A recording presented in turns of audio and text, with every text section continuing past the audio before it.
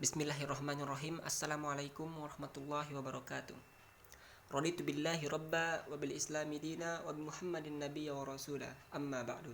Pertama-tama marilah kita panjatkan puja beserta puji syukur kita kehadirat Allah Subhanahu wa taala yang telah memberikan kita nikmat kesempatan kesehatan sehingga pada kesempatan kali ini kita bisa sama-sama menghirup udara yang segar ini. Kedua kalinya salawat beserta salam atas junjungan alam Nabi besar Muhammad sallallahu alaihi wasallam yang telah membawa agama Islam ini, memperjuangkan agama Islam ini dari zaman kejahiliaan menuju zaman keislaman seperti yang kita rasakan pada saat ini. Baik, pada kesempatan kali ini saya akan mempresentasikan tentang prinsip evaluasi. Yang pertama adalah prinsip-prinsip evaluasi. Yang pertama, prinsip keterpaduan. Evaluasi merupakan komponen integral dalam program pengajaran di samping tujuan instruksi dan materi serta metode pengajaran atau ingat segitiganya Taylor. Tujuan instruksional, materi dan metode pengajaran serta evaluasi merupakan tiga kesatuan terpadu yang tidak boleh dipisahkan. Karena itu perencanaan evaluasi harus sudah ditetapkan pada waktu menyusun satuan pengajaran sehingga dapat disesuaikan secara harmonis dengan tujuan instruksional dan materi pengajaran yang hendak disajikan. Kemudian prinsip keterlibatan siswa. Prinsip ini berkaitan erat dengan metode belajar CBSA atau cara belajar siswa aktif yang menuntut keterlibatan siswa secara aktif.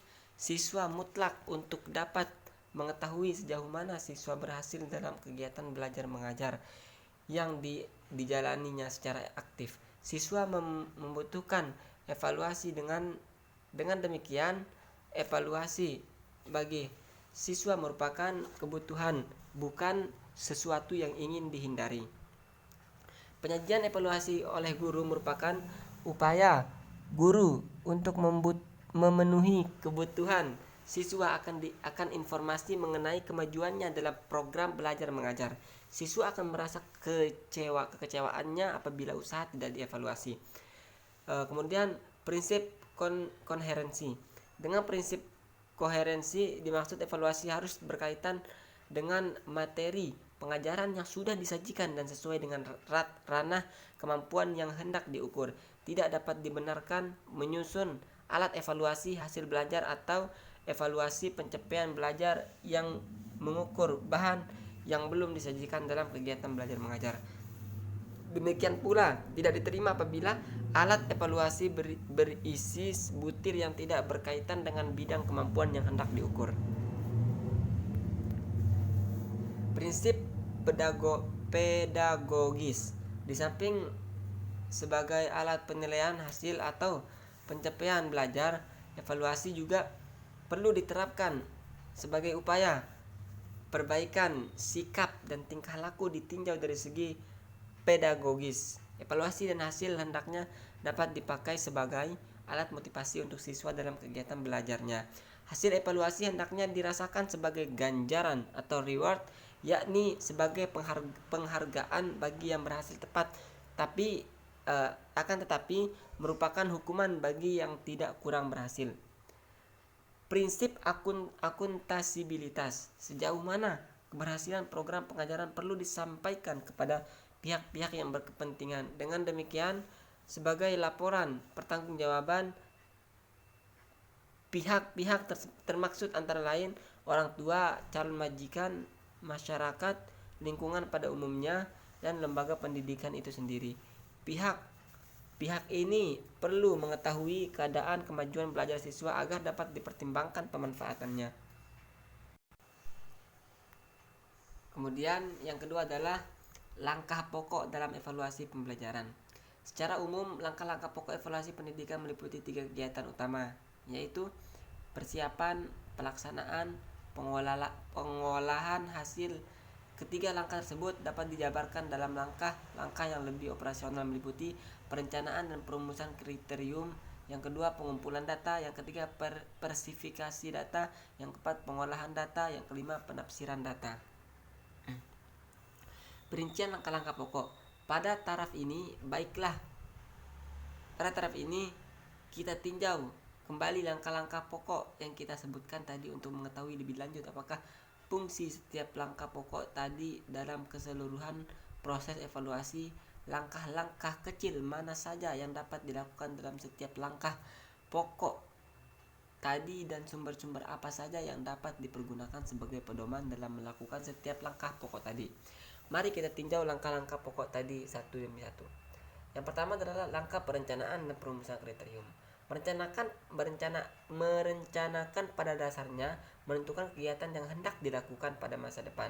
Kegiatan ini dimaksudkan untuk mengatur berbagai sumber daya agar hasil yang dicapai sesuai dengan yang diharapkan. Perencanaan adalah proses penentuan tujuan atau sasaran yang hendak dicapai dan menetapkan jalan dan sumber yang diperlukan untuk mencapai tujuan itu seefisien dan seefektif mungkin. Yang B, langkah pengumpulan data. Pengumpulan data dimaksud untuk memperoleh informasi tentang keadaan objek dengan menggunakan alat yang telah diuji cobakan. Untuk mengumpulkan data dapat menggunakan metode tes tulis, tes lisan, dan tes tindakan yang akan dibicarakan tersendiri. Kemudian yang C, langkah persifikasi data.